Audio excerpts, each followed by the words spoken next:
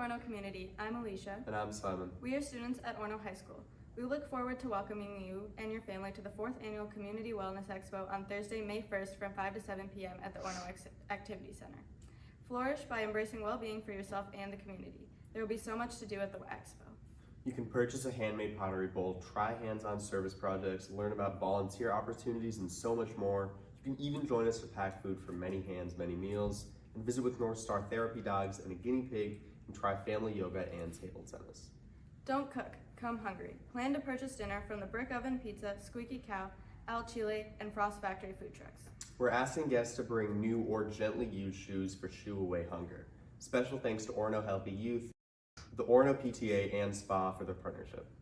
We still need volunteers and items for the service projects, so visit ornocommunityed.com for the links to sign up. Don't forget, Thursday, May 1st from 5 to 7 p.m. The Wellness Expo is free and open to all ages. We hope to see you there.